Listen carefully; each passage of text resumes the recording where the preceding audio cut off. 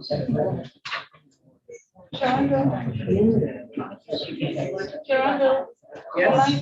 Ready? Yeah. Okay, I'm going to call to order. Good evening, everyone. Good evening, everyone. Good evening.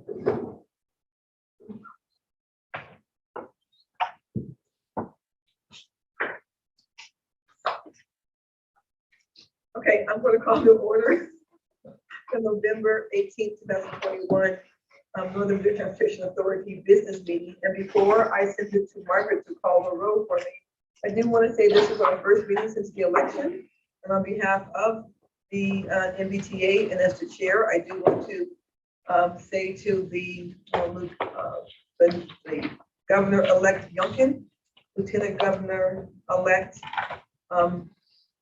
Sears, thank you, and Attorney General-elect Mayoris, congratulations to them, and congratulations to everyone who won, including Mr. Snyder, who just won the election. Congratulations.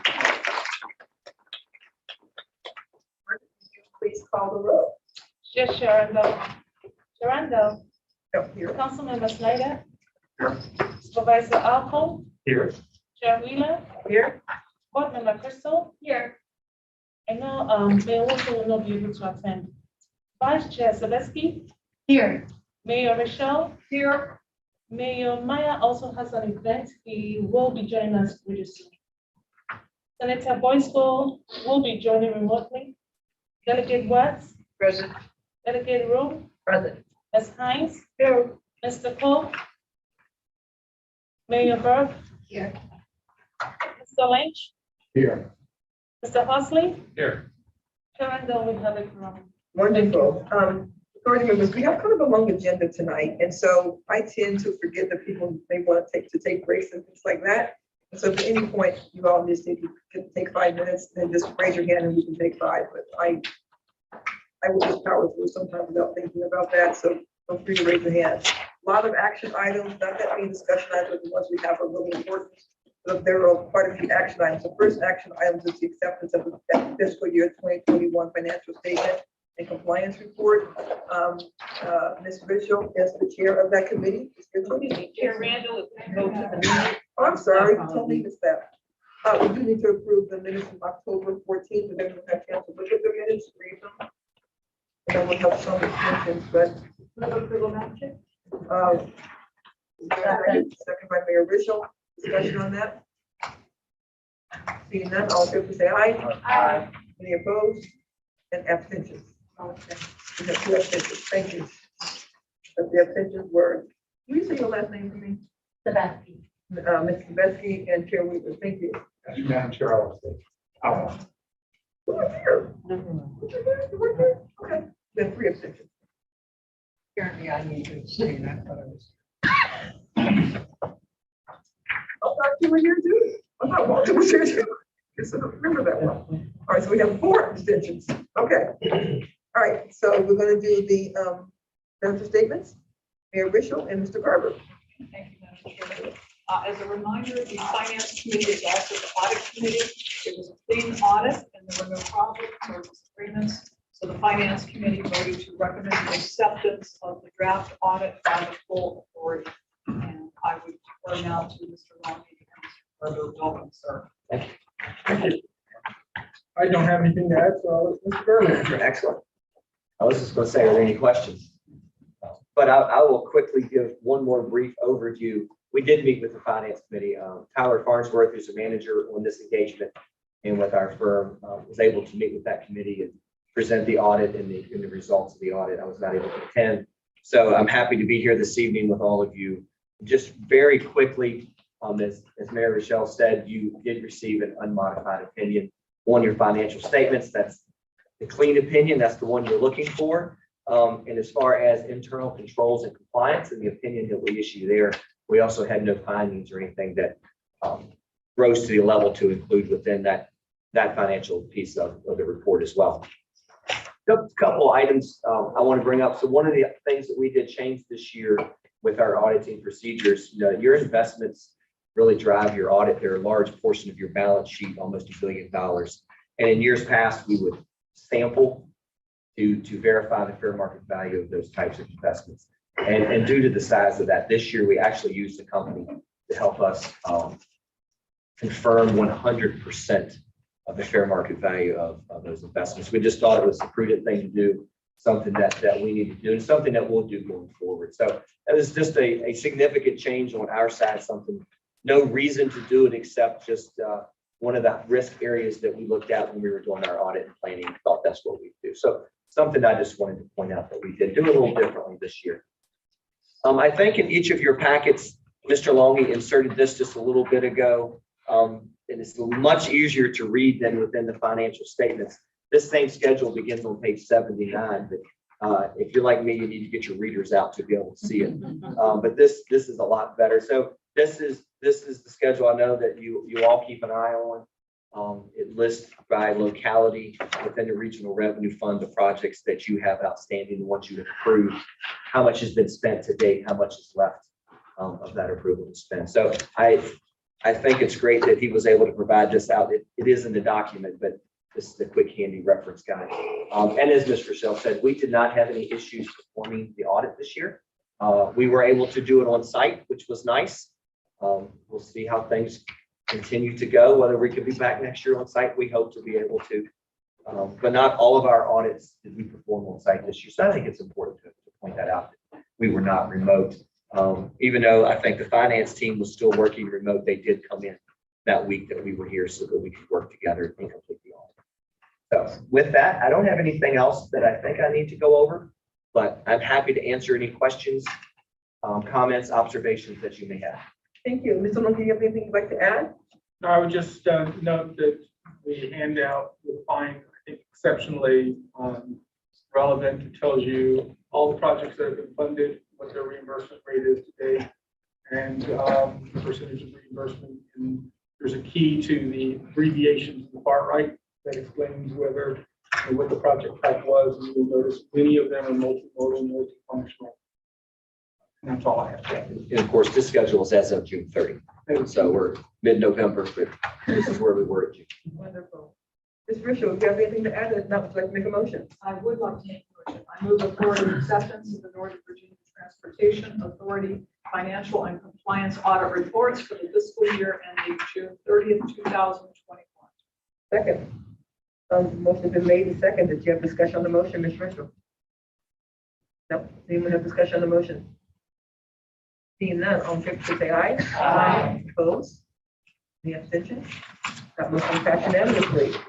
Mr. Longy, we have the acceptance of the chief executive officer position and consultation report, which is in our package right here. So, Mr. Longy. Thank you, Chair Randall. This is the second part of a two-part consulting engagement. If the members will remember, you adopted a position description in October that the Millennial Group team had prepared. They had drafted it. We do have members of the team on the Zoom meeting in case there's any questions, any detailed questions, but knowing that the group knows the history of how we got to this consulting engagement, I thought I'd just work through it pretty briefly. The GPC members and others were consulted as the Millennial Group not only worked on the position description, but also more in-depth worked on the compensation phase of the study. The position description task, again, was completed in October. The compensation analysis that you have in front of you tonight was addresses the GPC objectives that they laid out when they asked for this contract to be brought up. The first of all, it presents a proposed salary range that's based on an outside independent expert analysis. Second of all, it presents a table, and we'll see that on page 6, of where the authority can select, based on your judgment, where the position would fit within that range. And that is just guidance. Those numbers on that table are numbers that you can use at your own will. It addresses other executive compensation issues. That's also on page 6. It addresses the CEO's productivity. One of the major and somewhat unusual findings for a compensation study was the fact that it actually recommends the hiring of an additional staff person to support the CEO's activities. This is not, in the working title that we have used is assistant to the CEO. But the report makes clear that this is not an administrative position. This is a position that would be targeted to have a background in transportation planning, so as to allow Ms. Backman to operate more regionally as she does now, and just basically give her some freedom of movement, if you will, and some quality of work life, and work-life balance, I guess would be the right way to say that. Finally, very importantly, it advises the authority or the staff how to keep the study current for a couple of years. So it's not really a one and done work product. We can use those recommendations as part of the study to make sure that the scale stays current for a while. Ms. Boyce has joined us on the Zoom. Okay. With that, the study is in front of you. There will be discussions potentially using it later on this evening. And I'd be pleased to respond to any questions. And again, the consulting team is here as well via Zoom. Wonderful. Authority members, do you have any questions for Mr. Lungi or anybody in the consulting team? Seeing that, I actually a couple of things. One, I actually want to thank Ms. Crystal, who kind of had this idea in the beginning, and I thought it was a good idea that does give us all of us a good baseline. Not just for, quite frankly, for Ms. Brockman, that's what's done at the regional level by so many people who work so diligently and so hard. And in fact, in their grabbing of information, they even give us a baseline of what our county executive city managers have. So we have that ready when we do their evaluations as well. So thank you for doing that work for me. I really appreciate that. Seeing no questions, I'm going to make a motion to accept the consulting report. Thank you. Discussion on the motion.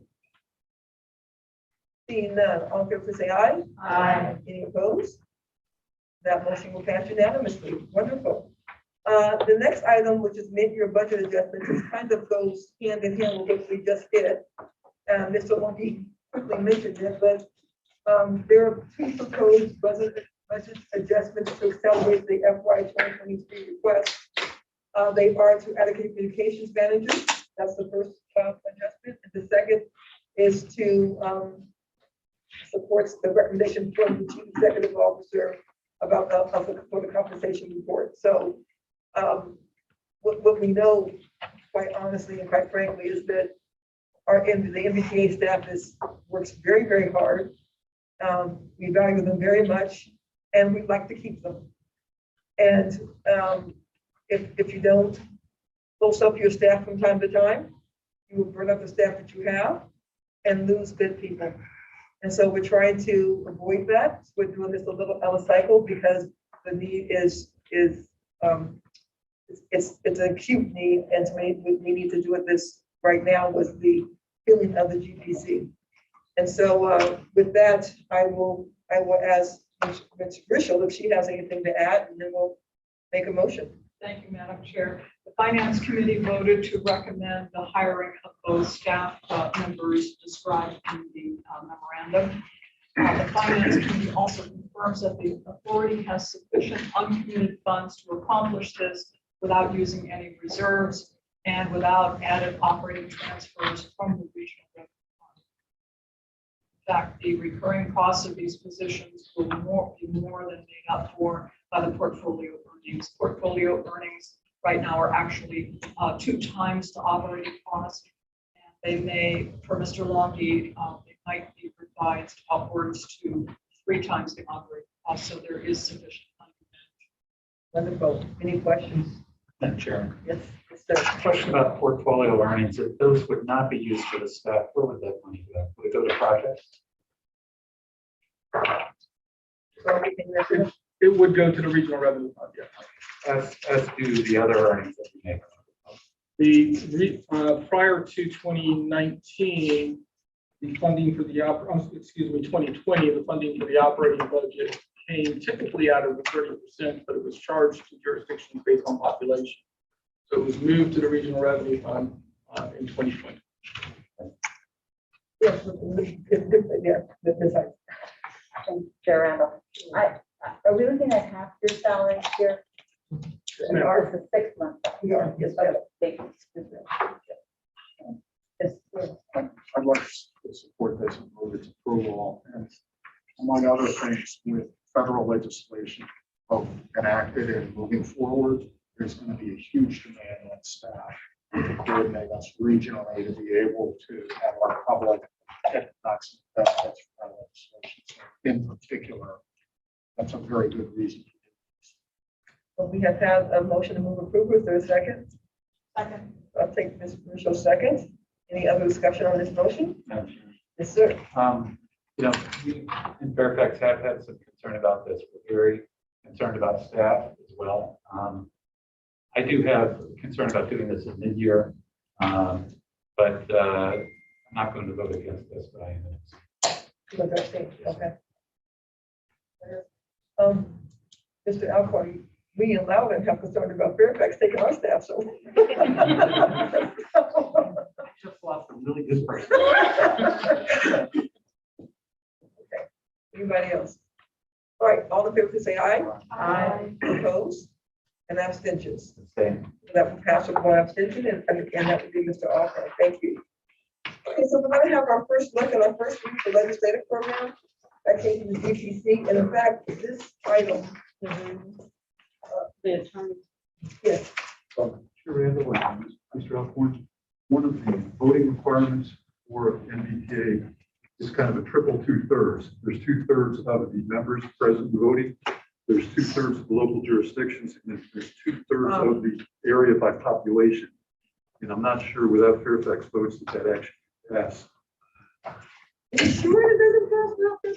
Because I think- I'm not sure on the calculation. I know it requires 2/3 of the I population. know, but I don't think in the calculation, I think that I'm pretty sure that it passes, barely passes without Mr. Alcorn. But Alexandria isn't here either.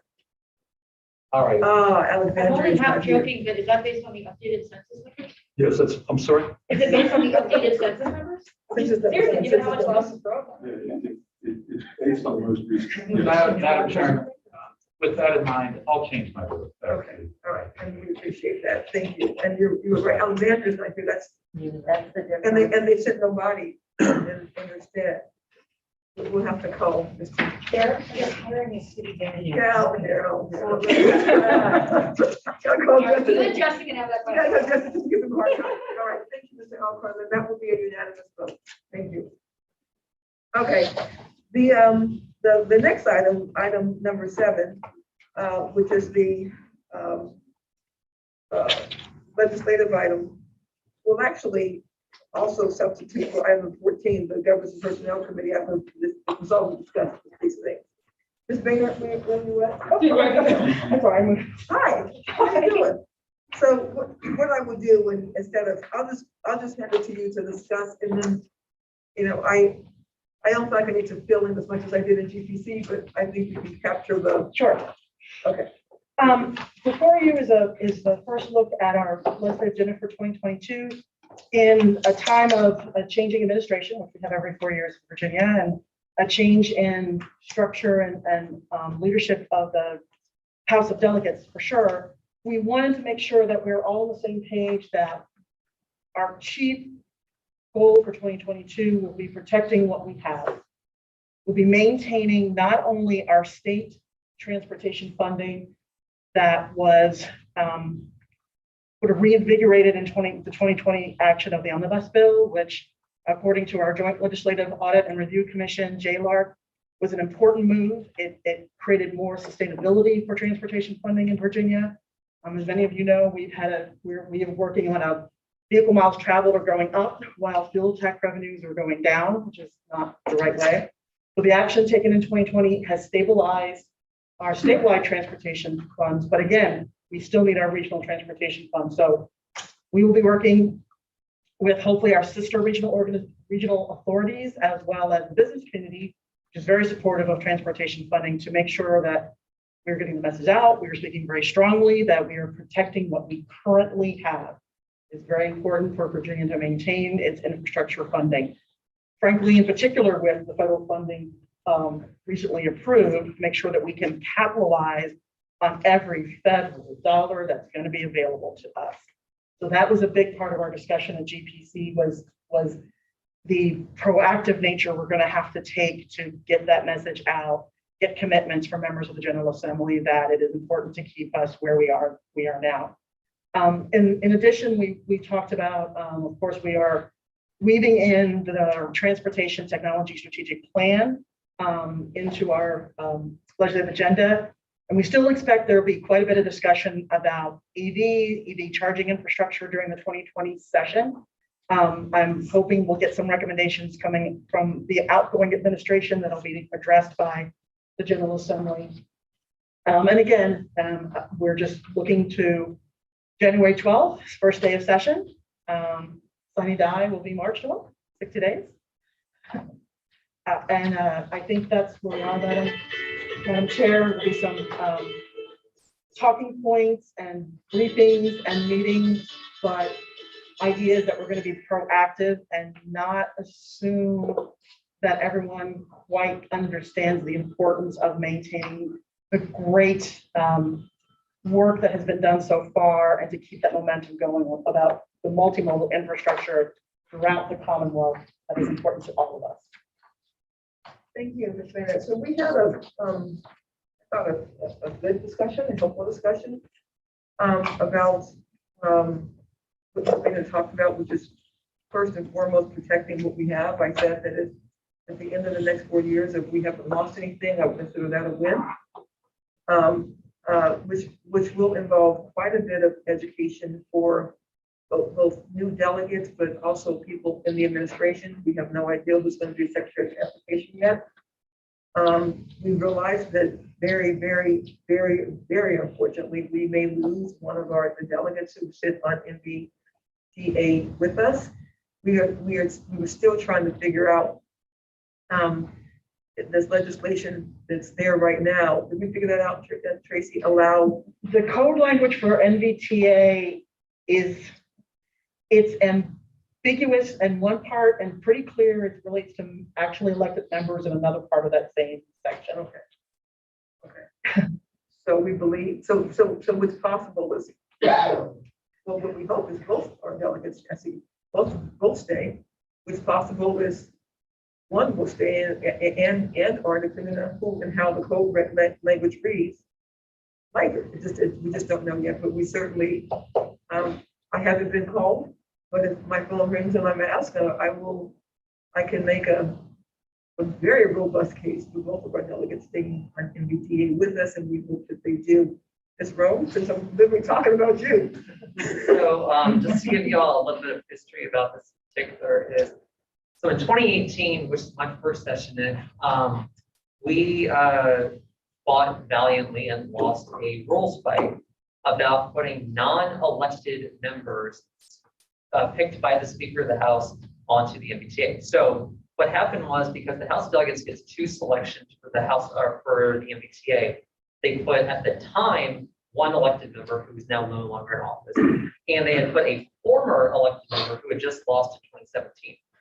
And so once the majority flipped, we said, no, we're not doing that. It's got to be elected members, and hence why Delegate Watson and I are here today. Considering that the Republican majority that's coming in only has 1 member in the 9 jurisdictions of Northern Virginia, as defined in Planning District 8, they do not have enough elected members, even if they were to appoint that 1 person to actually fill those slots. That raises the question in that case, number 1, which is, will they then try to change the rules again to basically copy what they had done in 2018 in terms of putting people on?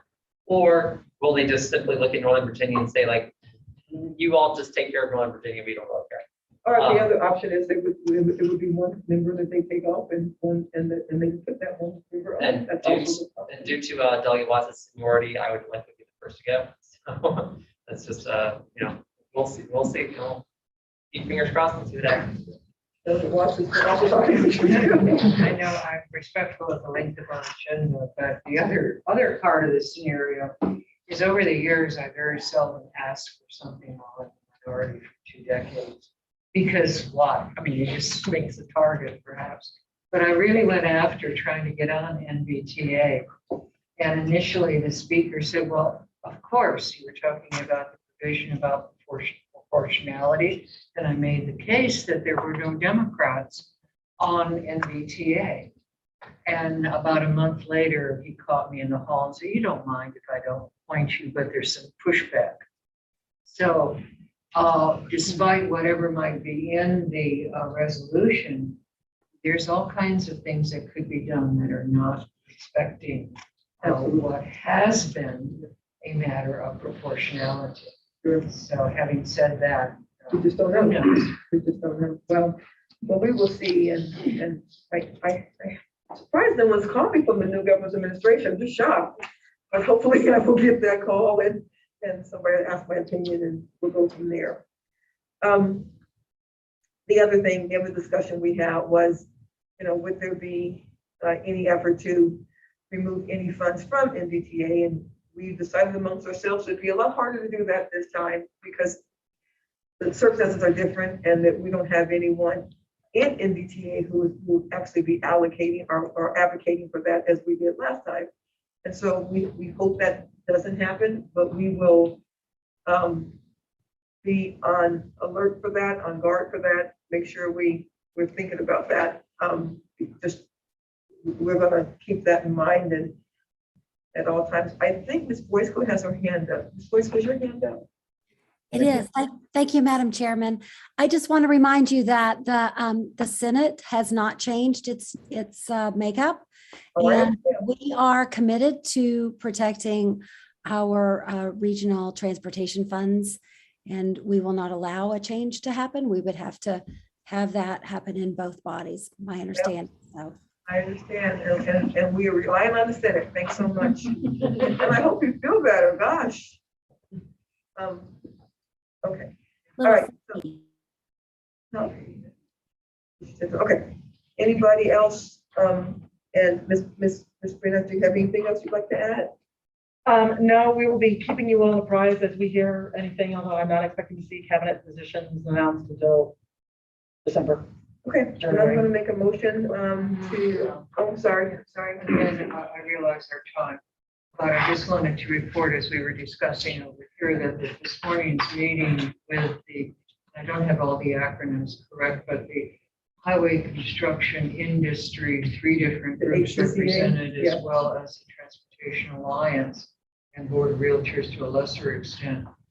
There seemed to be in the discussion, both informally and definitely as part of the group, a real pushback on any suspension of the gas tax increase. That they understand that even though federal funds may come from the infrastructure bill that was just passed, and we may have to program them on a use or lose basis, that just helps advance projects further down the pipe by state monies flowing into them. Ideally, perhaps increasing the size of certain projects for cost savings so that you're covering cut and fill over 10 miles rather than just 2 miles, et cetera.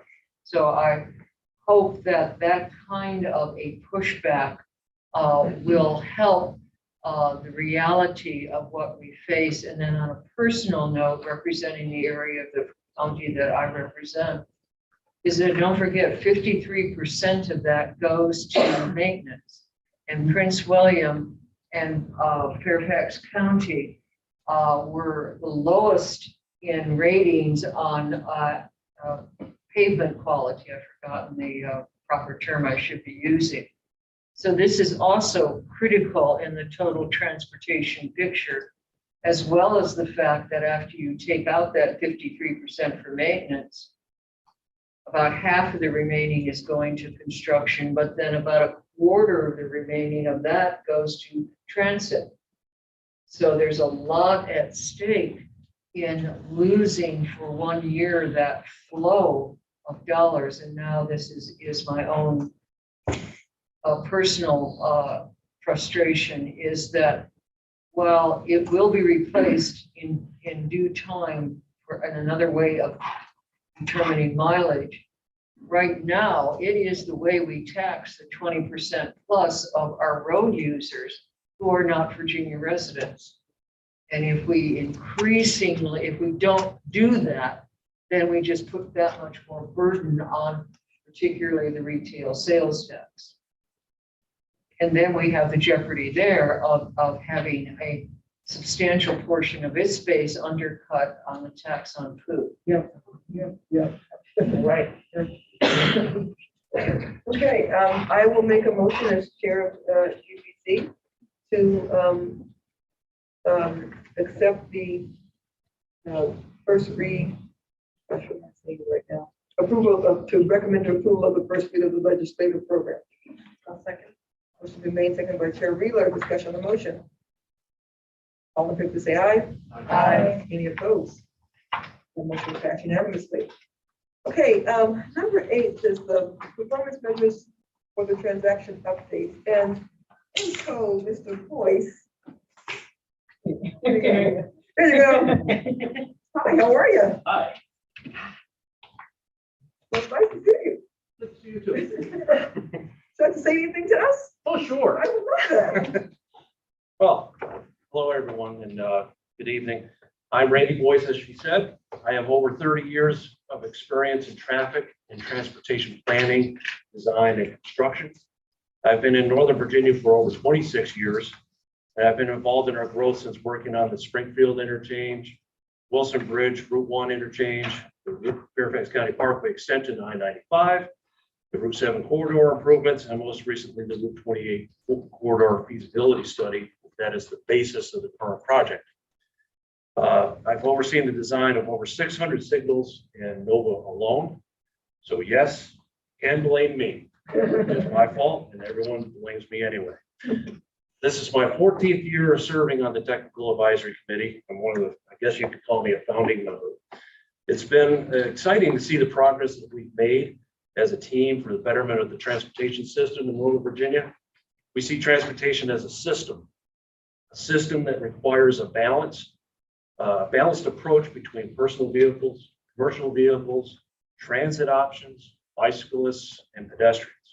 It's encouraging to see the core values of equity, sustainability, and safety, and the goals of enhancing mobility, increasing accessibility, and improving resiliency of our transportation system being enhanced in focus within the current update to transaction. And we support the approval of these goals, objectives, and performance measures for the transaction update.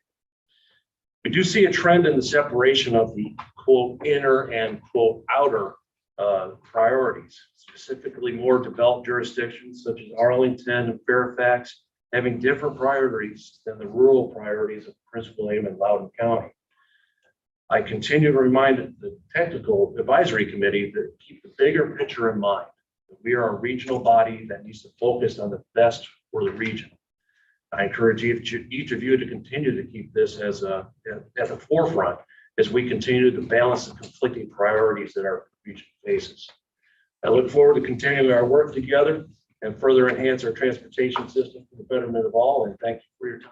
Oh, thank you. That's a lot of years in. Yes, I didn't look like this when I started. And Madam Chair, I did ask Mr. Boyce if he could attend because as he noted, he's been on the TAG for 14 years. We've been talking about it for a long time. He has, and every month we have a report from Mr. Boyce, and I'm like, I think it would be a good idea for some of you to get to see him in person and others. I do exist. A reintroduction. Wonderful. Okay, does anyone have any, first of all, seriously, thank you for your service. It's interesting because I don't, when you look at the breakdown of the NVTA survey, it was Arlington and Alexandria that said one thing, Prince William County and Loudoun that said another, and Fairfax was kind of in the middle. So yeah, and really it's kind of obvious why, but in the end, I would all say that, Ms. Rishel said it best one day when she said every single one of us is worried about, climate change, and every single one of us wants to have regional cooperation, regional mobility, and all those things. And I think she was right when she said that. Yeah. Any comments, questions? Mr. Snyder? I do. Since the last time we approved a long-term plan, the issue of climate change, climate change inequity have risen very, very strongly. They've always been there. They should be paid more attention to, but now we are.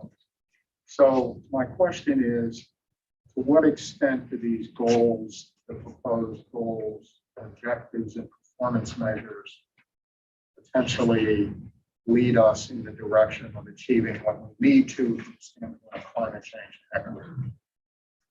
So I'll turn it over to Mr. Jasper. He's going to go over some of the committee recommendations and of course the goals, objectives, and performance measures that are before you this evening. Chair Randall, members of the authority, good evening. Chair Boyce. Yes, Good hi. to you as well. I'd also like to introduce Dalia Levin from our consultant team who's here tonight to answer all the questions that I cannot answer.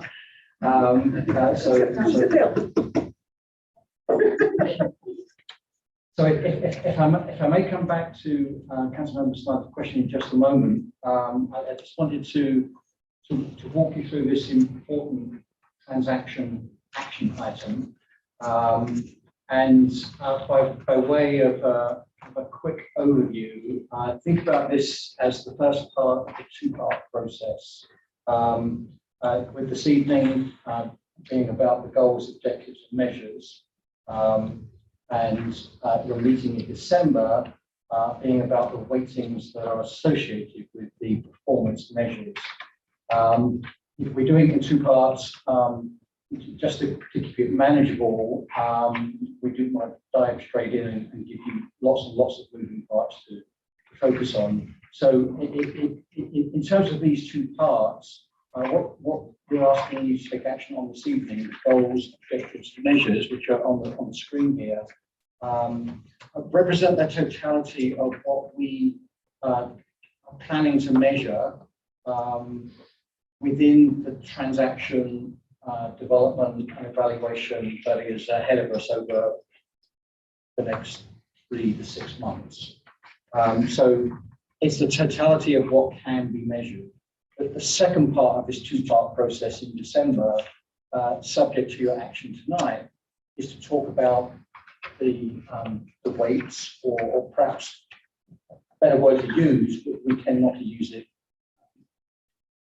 because I prefer weights. But if you think about weights as your priorities, that's where I think I can begin to address Councilmember Snyder's question. And for those authority members who participated in the work session on October 28th, we did go through a polling exercise. It wasn't a vote, it wasn't action, and indeed it wasn't even on the measures, but we did take you through that on the objectives that are shown in this table here. And you gave us your initial thoughts on how you felt about allocating 100 points to the objectives, the 7 objectives that are shown here. And when we come back in December, we're going to ask you to do the same thing, but with the 10 or whatever you approve tonight, measures, performance measures, but just basically go through and then formally make an approval of the weights. And so really it's the manifestation of those weights or priorities which really will dictate how much this body as a whole wants to place emphasis on climate change through the vehicle emissions reduction measure, congestion through person hours delay or reliability measures. This really is kind of like a policy level for you to tell us what your priorities are, how you want us to approach the analysis. So just very quickly in the graphic here, we've got goals, objectives, performance measures, and alignment with core values. I think these are mostly self-explanatory, and Chair Boyce has already mentioned the goals in what transaction is trying to do, which themselves are kind of flowing down from the vision statement of the transaction, which the authority approved in December of last year. And then from goals, which are still kind of generally aspirational, we move to objectives, which are a bit more specific, and how these objectives support the goals. And then even more specific are the performance measures, which are the way in which we'll actually assess whether the projects that are in transaction and the priorities that we'll discuss next month, it will assess how much transaction is being able to accomplish your vision. So it all actually ties together. And in the right-hand column, entitled Alignment with Core Values, it's worth pointing out here that the goals of what we're trying to accomplish and the core values are how we want to accomplish them. So that there are 3 core values, as Chair Boyce said, and the icons there, the scales represent equity. The hand with the leaves is sustainability, and the person with a hard hat and a reflective vest is safety. And so you can see that not every measure has a core value, has every core value associated with them, but every measure does have at least one core value, and in some cases 3. Maybe just in one case we have 3. So this is how we kind of mesh goals and core values together. But what you'll be doing next month will be looking at the weights associated with the performance measures. But tonight, all we want you to do is focus on whether the goals, the objectives, the performance measures represent the universe of things you want transaction to measure. And I believe it is a very good universe.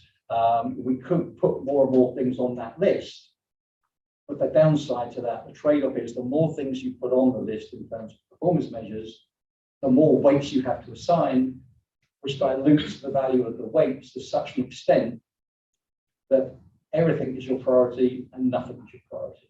And we don't believe that's the right focus. So in fact, for the current transaction, which was adopted in October 2017, there are 15 performance measures. And I would commend all of you and the committees for showing incredible restraint in actually downsizing from 15 measures to 10 measures. My personal target was more like 7 or 8, but I'll take 10. 10 is a great achievement, getting from 15. And maybe next time we'll be looking at less than 10 or a different 10, who knows. But so that's the trade-off that we've made. So I think this is, while it doesn't include the entire universe of things that could be measured, it does include the entire universe of things that we think the authority should measure. And your statutory committees, the Technical Advisory Committee and the Planning Coordination Advisory Committee, as well as the Planning and Programming Committee, which is a standing committee of the authority, all 3 of those committees have endorsed these proposed goals, objectives and measures, but ultimately the decision is yours.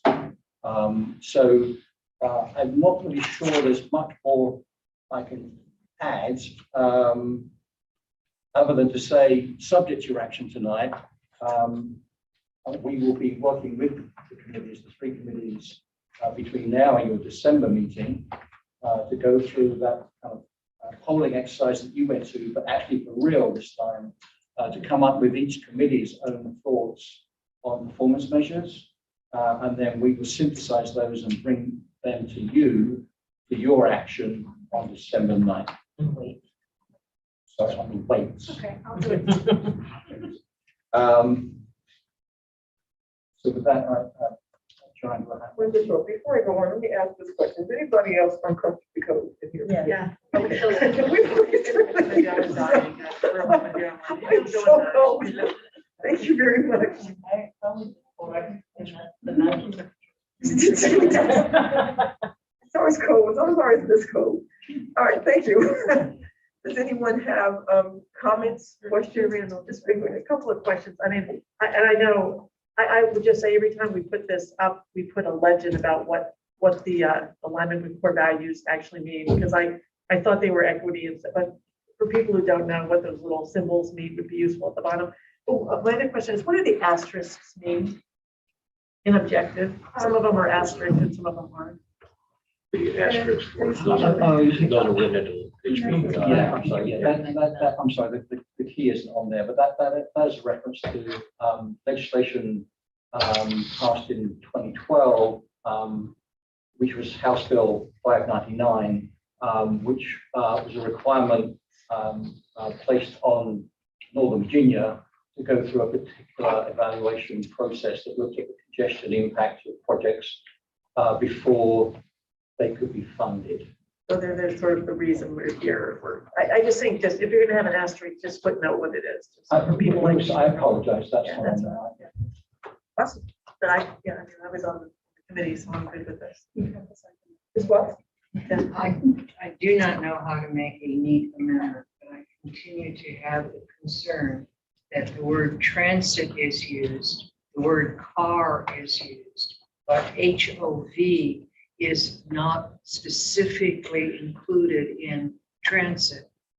And since HOV could also be car, I want to make sure that the HOV network, particularly as supported by park and ride lots, where you have access then to various types of HOV, including express bus, which most people would put in transit and not just fixed rail.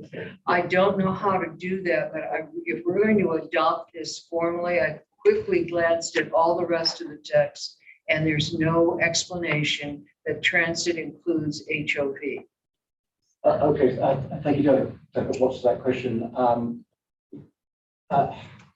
Certainly, with the way we're going to be evaluating each of these measures and the model stuff that we'll be using, it does have specific provision for HODs. So it will be fully addressed in the analytical approach. So I think what you're asking is for a wording change to clarify that, and we can more than happy to make that. Madam Chairman, my problem in particularly being schooled in the criminal law subcommittee for so many years, that as soon as I try to amend it and it's not amended elsewhere, then it looks like you have excluded HOV. So the best I can offer is in the adoption of goals, objectives, performances, that you include a footnote right on that chart that transit includes HOV. Because if I insert it in one place and not in the others, it will be misinterpreted. And I make that amendment since we're formally adopting, as the motion reads, goals, objectives, performance. Because I'll go on and call on you, because you might answer my question before you even answer it. Is your hand up? Well, I think the fix is actually easy. I think it's just transit / HOV. But it has to be everywhere that transit's used. All we're adopting is this chart element. So to me, that's the easiest, quickest clarification. Because I do agree with you that high occupancy vehicles, when we model this, when we count for this, we want them in with transit. That's what we want to take it to. Okay, I'm sorry, Shelley didn't answer your question. Actually, no, you're trying to get. I'm just going to roll it around my brain for a little while. I misspelled thought. Sure. Thank you, Madam Chair. So I have just two observations. One, is there a part of performance measures that a reduction in vehicle miles traveled would actually fall into among what we have presented before? Yes, indeed, and this is exactly the reason I've got Dali here. She can explain it much more clearly than I. That feels like a lot of pressure. Okay, so vehicle miles traveled is used to look at a number of different metrics here. The most direct correlation is actually with the vehicle emissions metric, because transportation related emissions are calculated based on VMT, both total and emissions rates vary at different levels of speed per mile traveled. If you think about it, a really slow moving vehicle takes a lot longer to go a mile, so it's going to emit more per mile. So that's the closest correlation to VMT directly. Well, I guess, cool. Thank you, Emily. Part B of that question before my second question is, can we get on people's emission? Can we get that as Delegate Watson's just doing regarding transit? Can we get something that specifies VMT? Like it would be with the purview of the body to make the amendment to basically including VMT. Well, we talked about this at some length. I'm sorry, Chair. Yes. We talked about this about some length when we were going through this and going back and forth. And with the idea that vehicle emissions at different speeds captures different VMT, and that VMT as a pure measure wasn't necessarily what we were looking at doing, because it would unfairly hurt some of the outer jurisdictions who are putting in roads. I understand where you're going with it. I was just, if it is already going to be part of it, I would just rather it be specified as opposed to be omitted, but I'm up for other perspectives. It must all be on T's and Let me ask you a question this way, because I have not been thinking about it. Is it, if I said the reason you believe HOV is transit is because HOV just carries more people, and anything that carries more people, anything that's not a single occupancy vehicle and carries more people is considered transit? The reason that and again, this is why I feel since we're adopting it, I now have to be specific. I discussed it and it's not reflected in what my concern is. HOV is a very important precursor often to transit properties, whether they are buses or fixed rail of any type.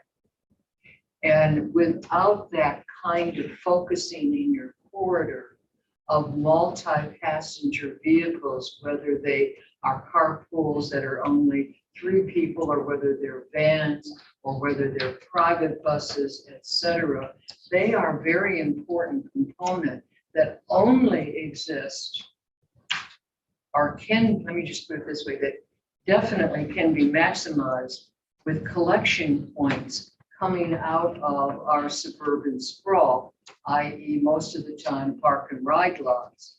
Or maybe there may be technology that at some point we want to support that maximizes destinations as far as collection points. Again, even if you just have 3 people in that vehicle, that's too few. You've just cut the number of vehicles down to just 1/3 of what it would have been.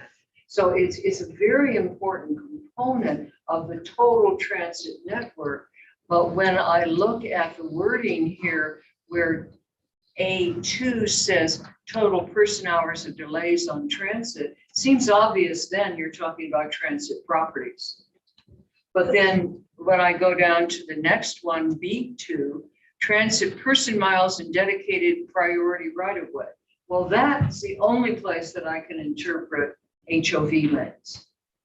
Whereas when I go down to D1, as well as C1 and C2, there I think transit is the universe of putting as many people into as few vehicles as possible, even if it's only a 3-person carpool. It still works towards, but you have to have an infrastructure, particularly in this area, where you have time savings based on the cost savings that might in other areas lead you to carpool. In this area, there has to be time savings. So it's not just park and ride, it's dedicated right of ways, diamond lanes included, etc. And these are all an important component. All right, thank you for Madam Chair, if Ms. Levin can explain how the model captured the HOV transit trips versus the other trips. Yeah, which is, I'm going to try not to get too technical on the modeling side. I will, all of that makes very good sense and is represented in the modeling tools that we're using in this wording.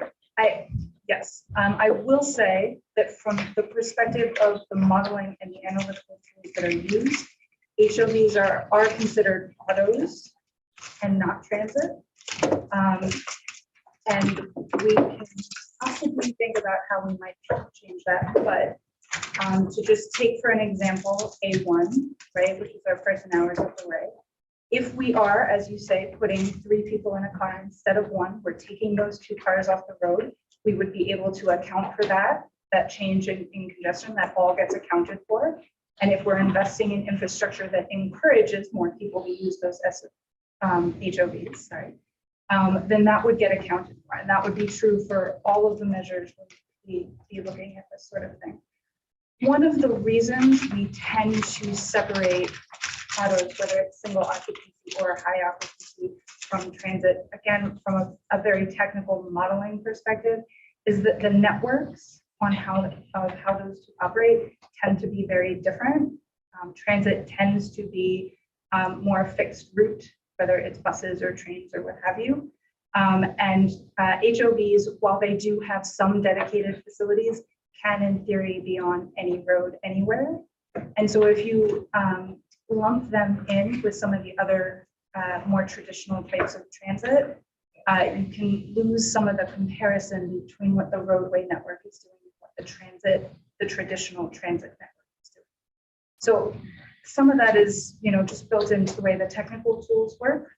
And some of that is, I'm sure, 16 years of me talking about things in a certain way that I can't get past. So, we can figure out what we can do with those.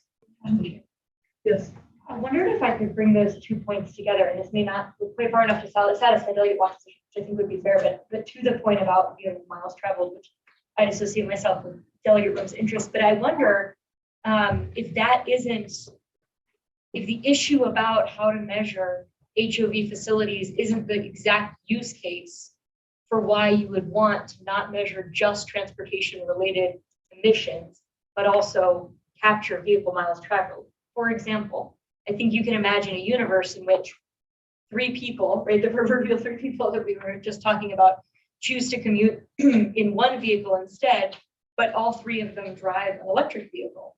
The decision to carpool doesn't actually address emissions, but it does save vehicle miles traveled, and that is for the good.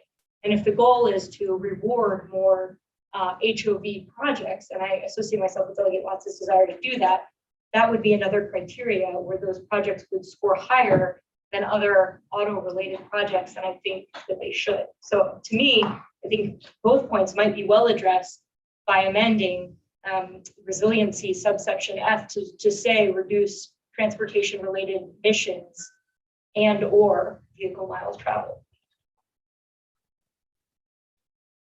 And if you have a professional response to that. Yeah.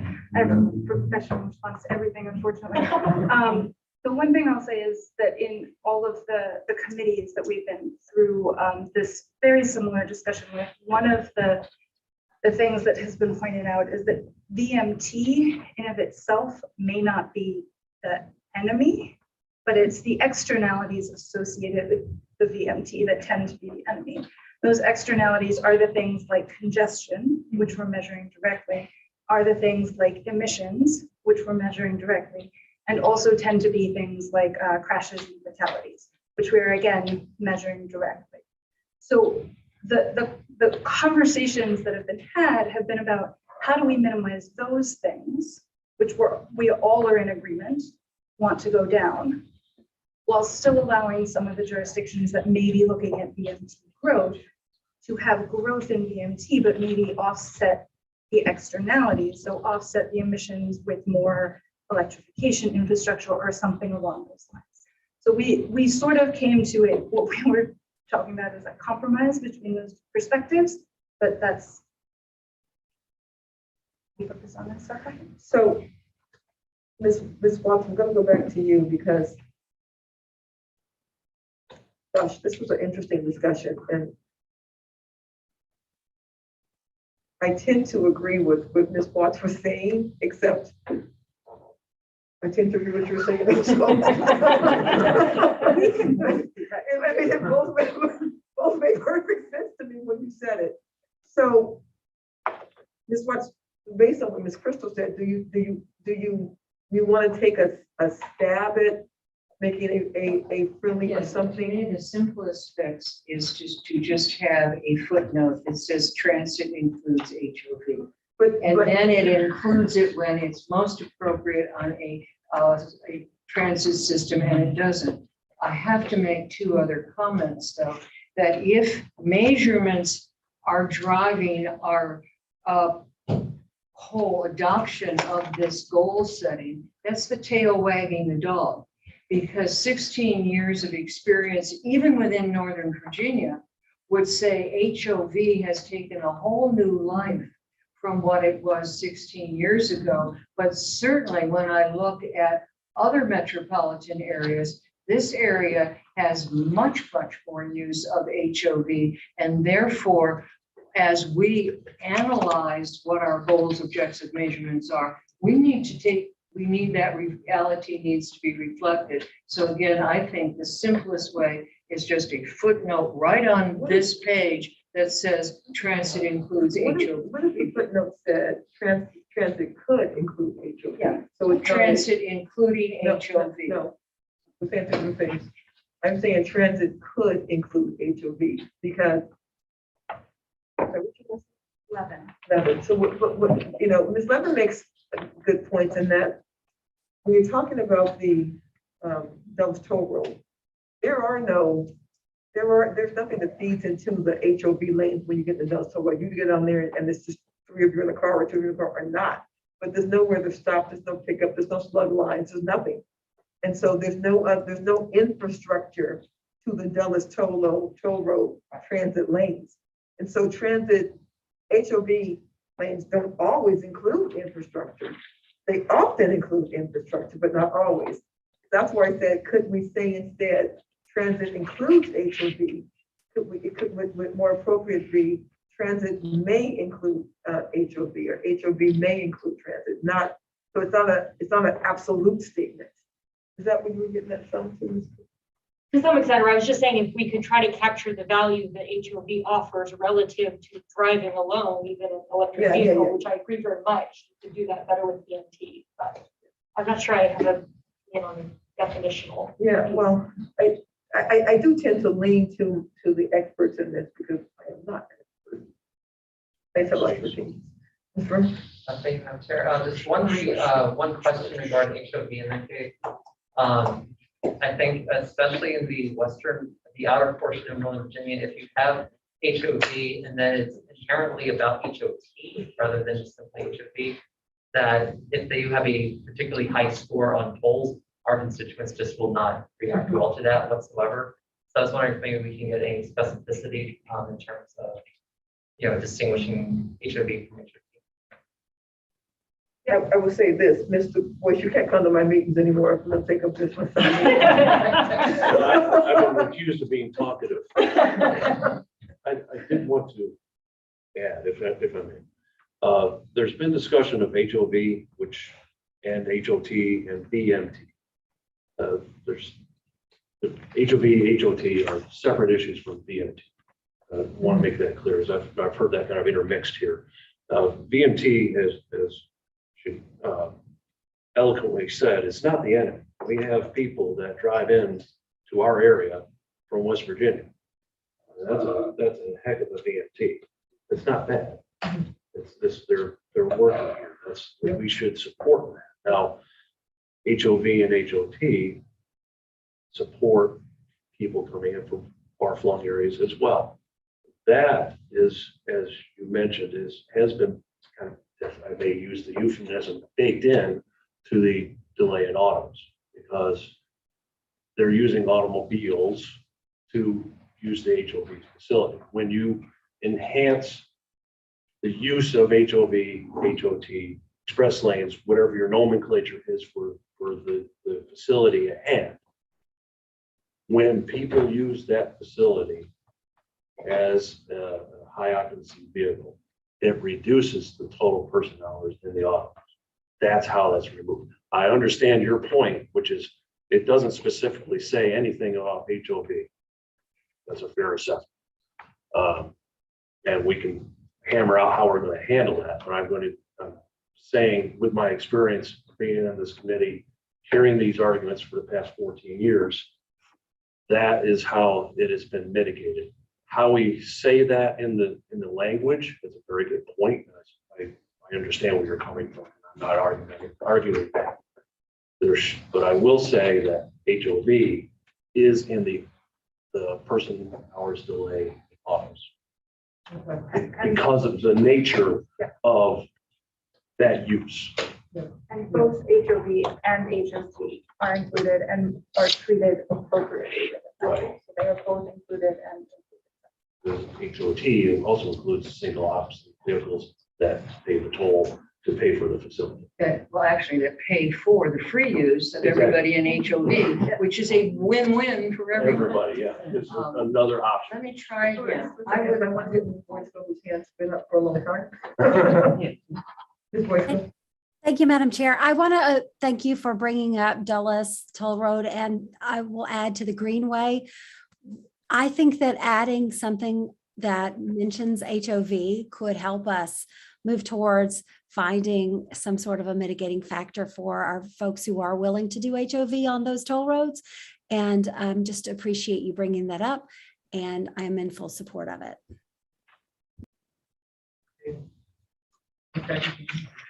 Yes, sir.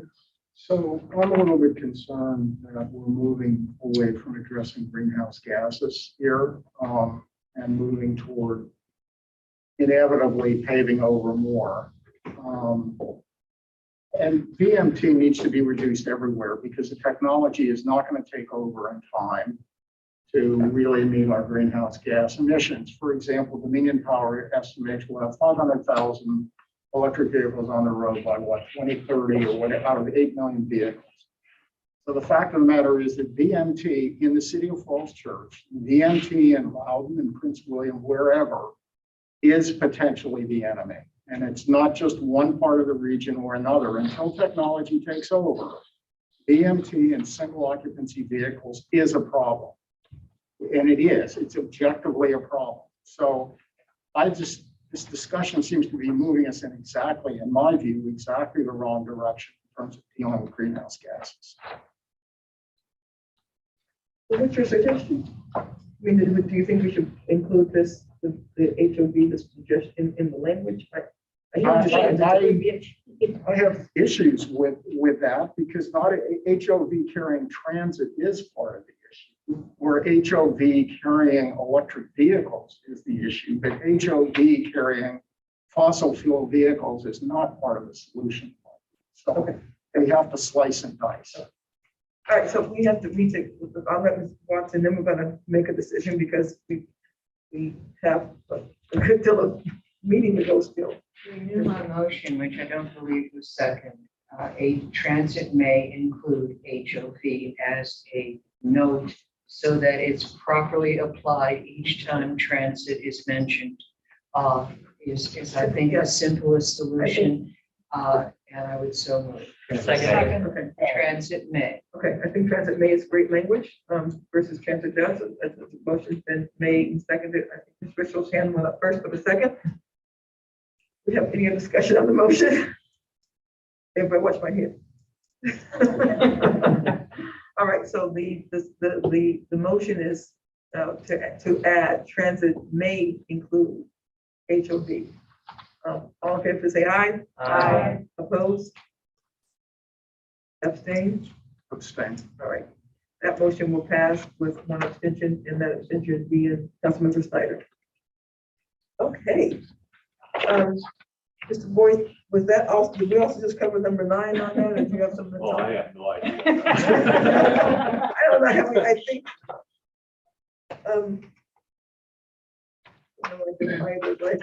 I'm pretty sure we just covered, Yeah, 9 as well. we did. Okay, wonderful. Thank you very much. Oh, we did need a motion. I'm sorry. But you know what we did? We had a motion to add language to a motion we had passed. So we need to actually, yeah, no, her motion was just to add the language. We didn't make a motion to have it out with the amended language in there. Would you like to make that motion as well? I move that the authority approve approval of the proposed goals, objectives, and performance measures for the transaction update. Motion made second with the amended language that you asked. Yeah. Okay. Motion been made second. Discussion on the motion. Seconded by Mr. Alcorn. Discussion on the motion. I have one additional comment. I'm reluctant to vote on these performance measures in the absence of looking at the weighting, because I fear that the weighting is going to further exacerbate issues that I see potentially. So, I'm having trouble here. He said he's reluctant to vote on the performance measure in the absence of knowing the weighting, because the weighting could have some potential in what we look at how he votes. Yeah, okay. So, Could I confirm it? So we'll receive the wages next month? yes, we will, but which is, so if it sustains that, we're still good. Yeah, next month is this. Yes. next month. And Okay, if I may, Madam Chair, I associate myself very much with Councilmember Snyder. I think if we're going to use proxies in lieu of VMT, like Councilmember Snyder, I agree VMT should be the issue. If we're going to use proxies instead, I need to know how those proxies are really taken as a for addressing our findings. so, I'm going to assume you all are abstaining until you get this information next month. Okay, just for the record, I wanted to say that. All right. All in favor, say aye. Aye. Opposed? Abstentions? Okay, so we have 2 abstentions. Three. We have 3 abstentions until the information on waiving comes in next month, and we will get that at our December meeting. Thank you. That motion will pass. All right. The HB 1915 annual update, Ms. Blackburn. Madam Chair, to be brief, I'm sorry, Ms. Woods, thank you very much. in 2015, HB 1915 was passed, and it requires the authority to, again, make congestion reduction in Planning District 8 our primary objective. The bill requires each locality embraced by the authority to annually report to the authority any land use or transportation elements of its comprehensive plan that are not consistent with our regional transportation plan, which is transaction. We do this on an annual basis. We reach out to the member localities to see if there are any changes to their comp plans that are inconsistent with transaction. To facilitate this report, we do have, and it's in your packet, the reporting form that we ask the locality to complete. The current update is after we initiated the process for fiscal year 2021 in July of this year. We received 5 responses, while 3 jurisdictions noted changes to their land use element of their comp plans. No inconsistencies with transaction were reported. And I do want to note the legislation that just requires that the localities report changes. There's nothing on the authority to do if there are any inconsistencies with the changes in the region's long-range transportation plan. That concludes my report. Thank you. Next. Can I ask a question? Of course. You said it went to localities, does that also include towns? Yes, the 5 towns. Yes, we do send that out. So, Mr. Chairman, we are moving on to the travel trends update, and Haroon is actually calling in, but I wanted to note that we do provide this travel trends information comparing the usage of our transportation network since we are now in COVID, hopefully on the downside of COVID, if you will, as things move back to normal. We presented analyses in June, July, and September of this year. This update that's before you this evening features findings from a recent regional survey by the Greater Washington Partnership, together with some insights on transit ridership trends that we received from the transit agencies right here in Northern Virginia. I will note the analysis of highway travel covers traffic volume and travel speeds for the afternoon peak period. So I will turn it over to Haroon to give us more information. Thanks, Monica, and good evening, Chair and all authority members. So like Monica said, this is our 4th iteration of this travel trend reporting. And like Monica mentioned, we will cover the opinion survey of the Greater Washington Partnership.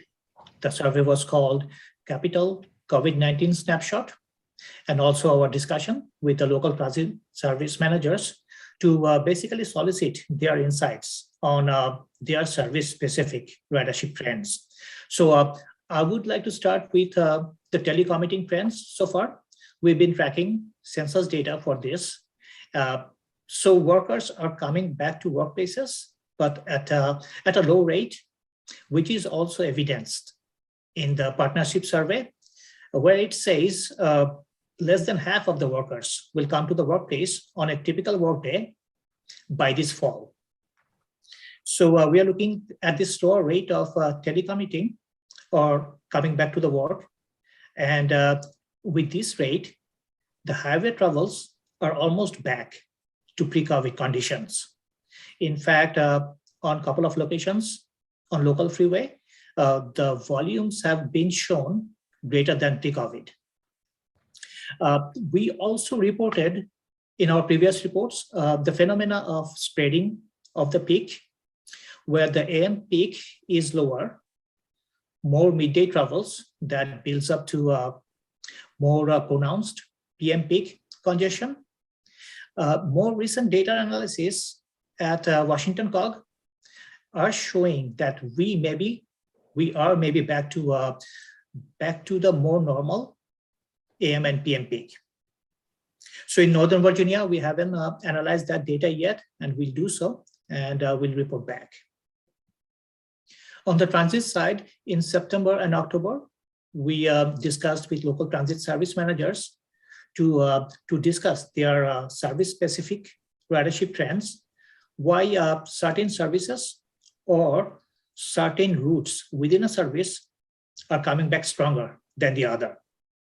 So between the commuting and the local bus services, commuting services are easier to answer. They directly rely on the worker, the back to the work policies from the employers. For example, the Pentagon-based routes are coming back stronger, where the DC-based routes are not so much.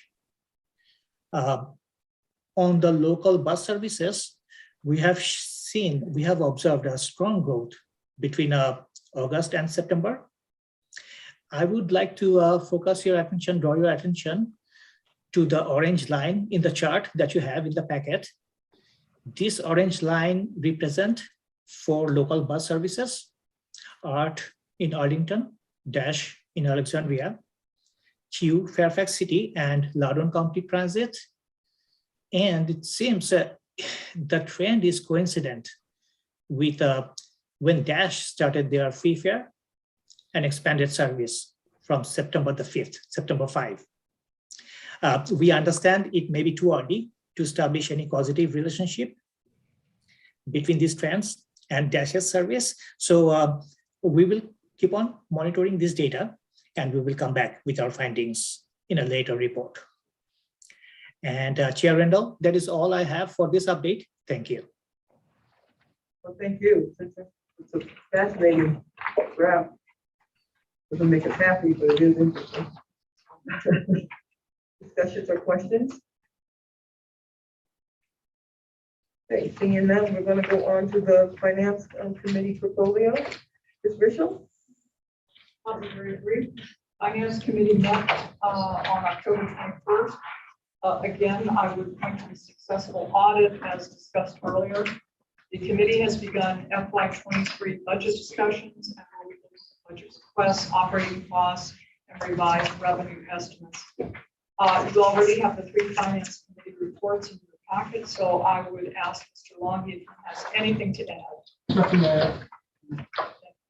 Thank you. Questions? Ms. Burke, did you have a question? Oh, any questions? All right, wonderful. Seeing that, I will go on. So the Governance and Personnel Committee was actually covered by in item 7 because that whole item was discussing governance and personnel, so nothing else was to add.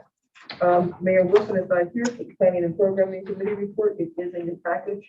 If anyone read that, do you have any idea? I'm change that. Assuming you all read that, do you have any questions? No? Okay. Also with the Planning Coordination Advisory Committee report, I'm assuming you read that. Are there any questions? None. Ms. Baxter, do you have any remarks today? It's in the packet, Madam Chair. Okay. And I do not have any comments either. And so let's do this. Before we read into closed session, let's take about a 5-minute break and then come back and read the closed session. How's that sound? You're welcome. And Madam Chair, if I could, for item number 12, the Transportation Technology Strategic Plan update, we do have an update to the implementation of the Transportation Technology Strategic Plan that you adopted in May. That is in your packet. Okay. Sounds good. All right, I thought there was 5-minute break.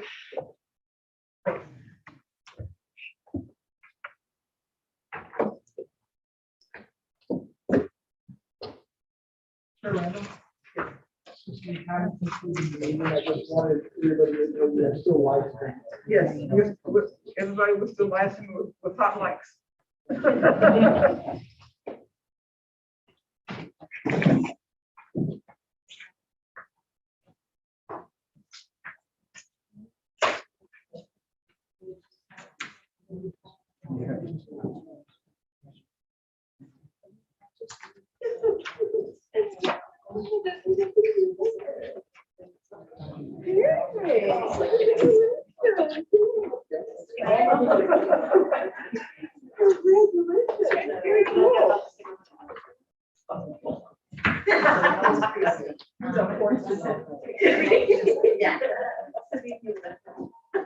A reminder, I used to.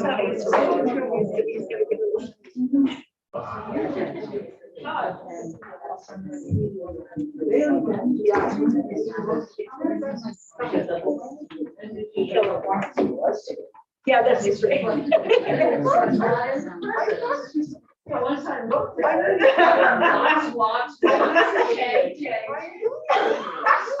I thought Walter was here too, to be honest. I knew you were. So officially, really should. So it has to be the inside. Yeah, well, yeah, I almost did it because I knew you were. I was like, yeah, I couldn't miss anything. I'm pretty sure you was too. I'll look at the minutes, frankly, to see. Might not be present. I'm gonna cause trouble, and I thoroughly. I thought he was. Yeah.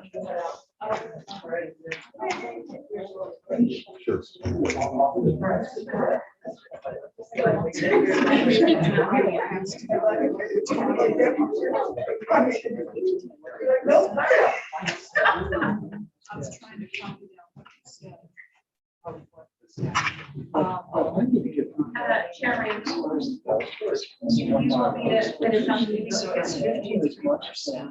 No. That's still as well as potholes. So that goes from Main. These are not.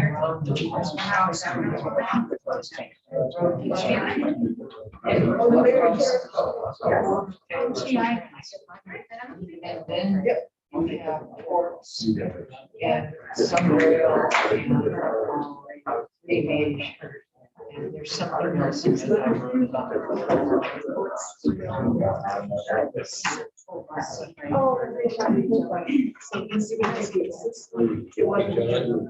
doesn't matter. It doesn't matter,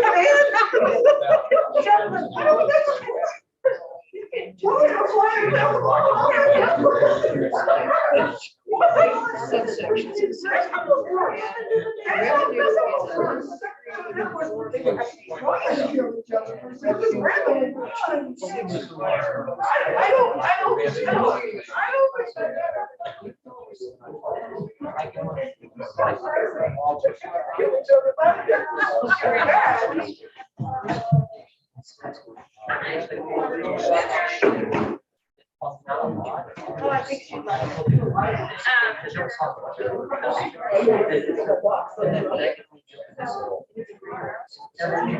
will be in the they're one way there. I won't be that. Correct. I'm trying to get right higher.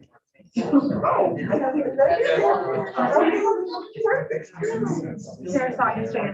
Oh, it's gotten 10 times worse. So do that in the morning and I'll finish. Was Sarah? Or not in this, there's so much.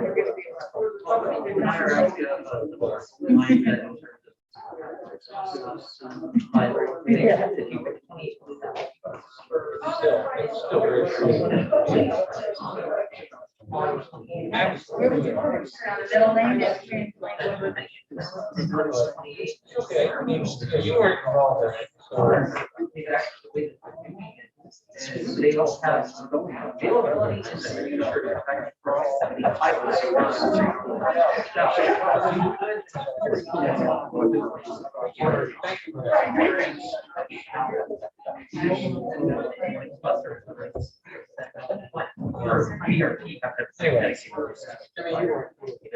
Yeah, but even as like you said, even if it's an HOV, then your bus can get down, we still gotta get them to the river down the line. You know, try to plan this, but other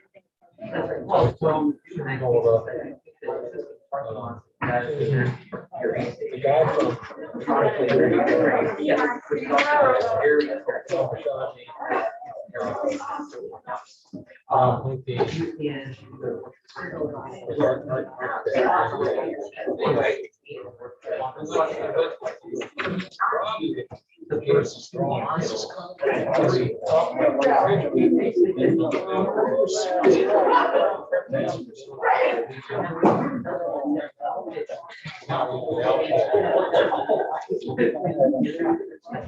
I drive 3 days a week to Tyson, I can tell you, I mean, it's a rush. Because people don't have an option, in my city, they have to go, I have to drive 5 miles across country to the transit to go into Tyson or Redstone.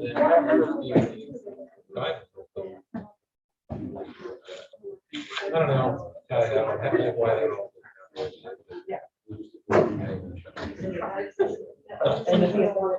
That's why I call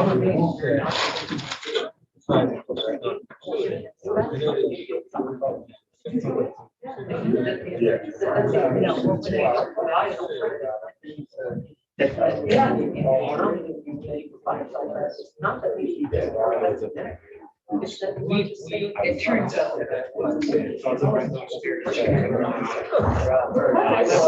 So I don't know how.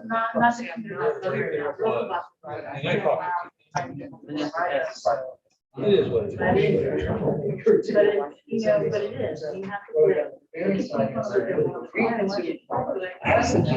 Only amended to say the buses here now, all those.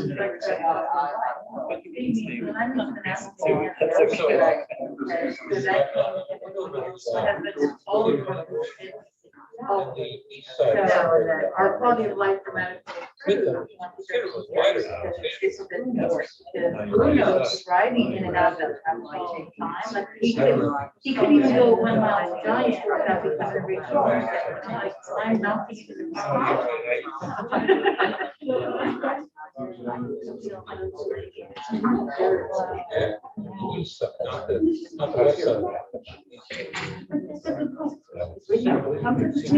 gonna go back and I may be wrong, but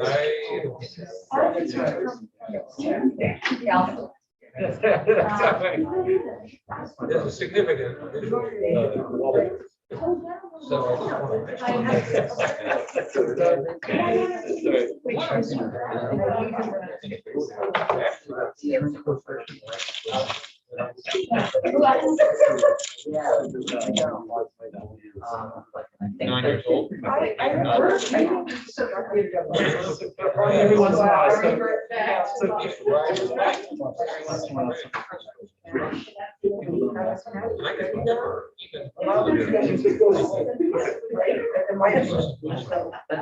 That's really different.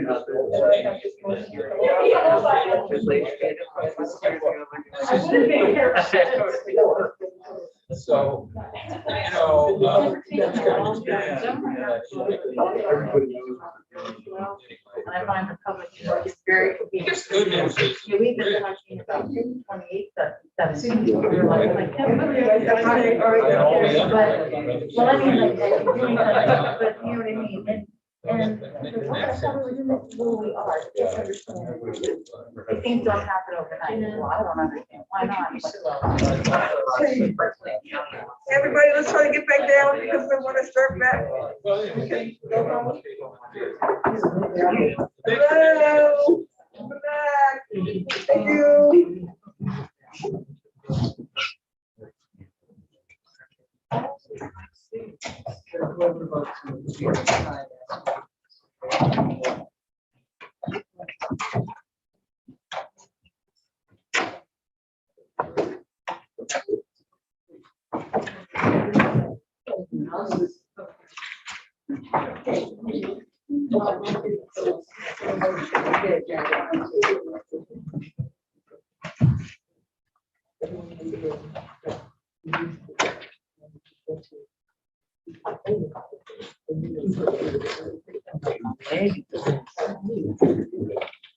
I can say that.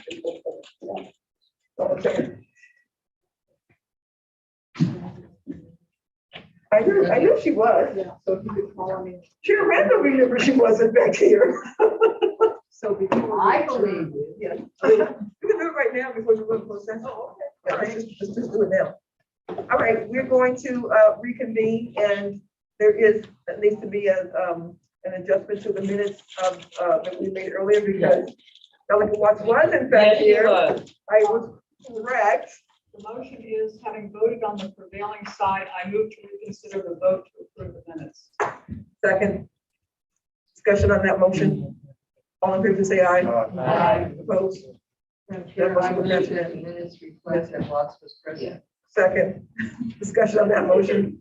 All in favor, say aye. Aye. Any opposed? Thank you. That was impression. Wonderful. Okay, so this is what we're going to do. After I make the motion to go into closed session, everyone who is not a authority member will leave the room with the exception of Mr. Lungi, who will stay just for the purpose of explaining one of the documents we have, and then he will leave the room while we have the discussion. So that's how this will work. All right. So I'm going to make the motion now. I move the Northern Transportation Authority convene a closed meeting as authorized by Virginia Code Section 2.2-3711A1 for the purpose of a discussion regarding the personnel matter involving the CEO's annual performance review. Second. Motion's been made and seconded. I need to, any discussion on that motion? All in favor, please say aye. Aye. Any opposed? Any abstentions? That motion was passed unanimously. Thank you. We're confirming the turnout